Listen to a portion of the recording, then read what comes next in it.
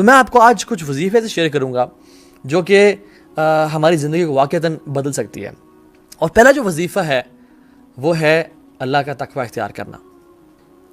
کیونکہ ہمارا دین جو ہے نا، یہ بات یاد رکھیں، انفارچونیٹلی ہمارے سب کانٹیننٹ میں نا ہم نے اسلام کو ایک بفے سمجھ لیا ہے.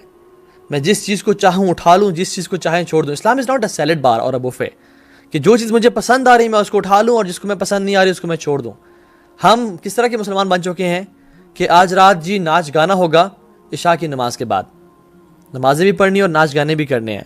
دن میں ماں جی قرآن بھی پڑھ رہی ہیں، تہجد بھی پڑھ رہی ہیں، لیکن جب بیٹی کی شادی کی باری آتی ہے تو ڈھولکی بھی چل رہی ہے اور مہندیاں بھی چل رہی ہیں اور ڈانس پارٹیز بھی چل رہی ہیں اور سب آپس میں جو ہے نا میوزک بھی پلے کیا جا رہا ہے، وچ از کمپلیٹلی حرام، اور سب کچھ کیا جا رہا ہے کیونکہ وہ چیز مجھے نا پسند نہیں ہے، تو اس لیے میں اس کو چھوڑ دوں گا. حالانکہ اللہ تعالیٰ ہم سے کیا ایکسپیکٹ کرتے ہیں؟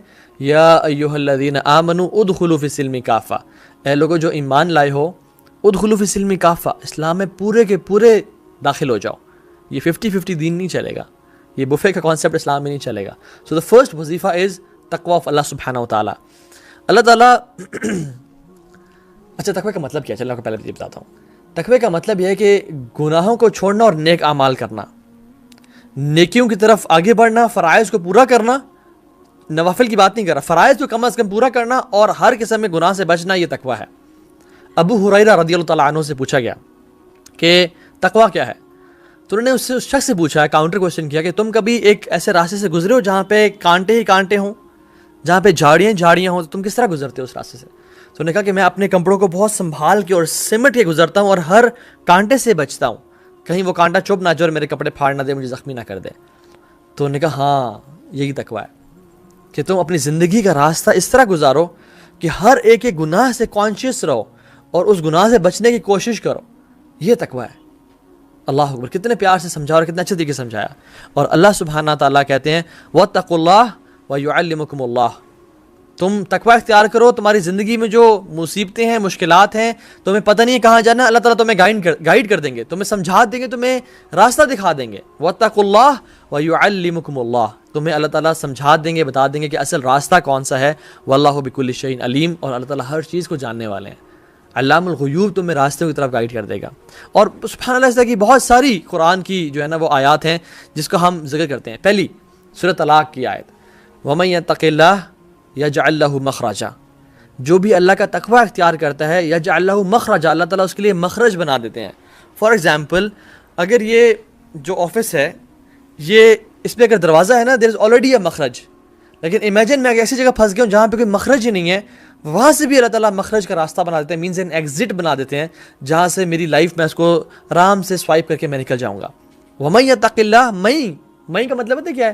جو شخص بھی تقوی اختیار کرتا ہے، جو انسان بھی، چاہے امیر ہے، غریب ہے، بڑا ہے، چھوٹا ہے، کالا ہے، گورا ہے، عرب ہے، عجم ہے، جو بھی تقوی اختیار کرے گا يَجْعَل لَّهُ مَخْرَجًا، اللہ تعالیٰ اس کے لیے راستے بنا دیں گے، چاہے اس کو نظر نہ آ رہا ہو، چاہے اس کو پتہ نہ ہو کہ سبحان اللہ میری جو زندگی ہے وہ آگے کہاں جائے گی، مجھے تو اندھیرے نظر آ رہے ہیں، مجھے تو مشکلات ہی مشکلات نظر آ رہی ہیں، لیکن اللہ تعالیٰ اس کے لیے راستے بنا دیں گے. اور پھر وَيَرْزُقُهُ مِنْ حَيْثُ لَا يَحْتَسِبُ، اور اس کو وہاں سے رزق اور روزی عطا کریں گے، مال اور اولاد اور سکون اور چین عطا کریں گے جہاں سے اس نے کبھی من حیث لا یحتسب، اس نے کبھی امیجن نہیں کیا ہوگا. پھر اب فرماتے ہیں وَمَن يَتَّقِ اللَّهَ يُكَفِّرْ عَنْهُ سَيِّئَاتِهِ وَيُعْظِمْ لَهُ أَجْرًا، جو بھی تقوی اختیار کرے گا ہم اس کے گناہوں کو معاف کر دیں گے اور اس کے درجات کو بلند کر دیں گے. اور پھر ہم کہتے ہیں اچھا میرے کام کیا آسان ہوں گے لائف میں؟ جی آسان ہوں گے. اللہ تعالیٰ فرماتے ہیں وَمَن يَتَّقِ اللَّهَ يَجْعَل لَّهُ مِنْ أَمْرِهِ يُسْرًا، جو بھی تقوی اختیار کرے گا ہم اس کے کاموں کو بھی آسان کر دیں گے. ایک شخص تھا، بڑا نیک انسان تھا، حاتم الاسم ان کا نام تھا. وہ شخص، انہوں نے اپنی خواہش ظاہر کی اپنی بیوی سے کہ میں اس دفعہ حج کرنا چاہتا ہوں، لیکن میرے پاس پروویژن نہیں ہوتا نا کہ میں تم لوگوں کو پرووائڈ کر سکوں. کچھ مہینوں کا تو ہے لیکن اس سے زیادہ نہیں ہے. اینڈ ریممبر کہ ان ڈیز میں جو حج کا سفر تھا وہ 15 دن یا 40 دن کا نہیں تھا، وہ مہینوں کا سفر تھا جس میں انسان جب ایک دفعہ نکلتا تھا تو اس کے واپس سے آنے کے چانسز کم ہوتے تھے، بیکاز وہ گھوڑوں کے ذریعے، اونٹوں کے ذریعے اور گدھوں کے ذریعے ٹریول کر کے جانا پڑتا تھا.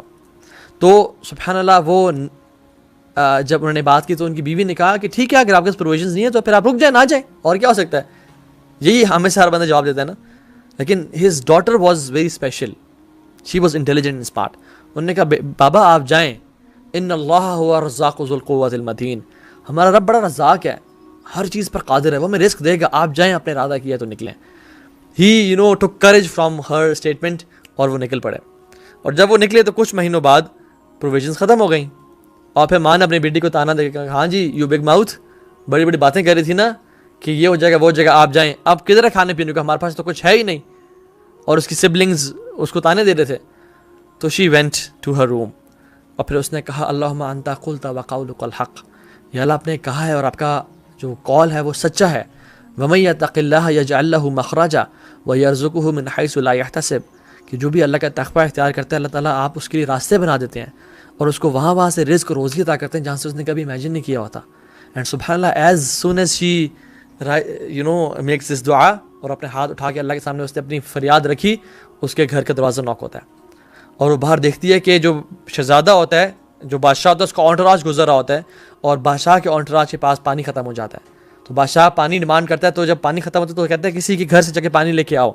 تو اس کے جو گارڈ ہوتا ہے وہ اس کے دروازہ نوک کرتا ہے اور کہتا ہے کہ بادشاہ سلامت پانی مانگ رہے ہیں.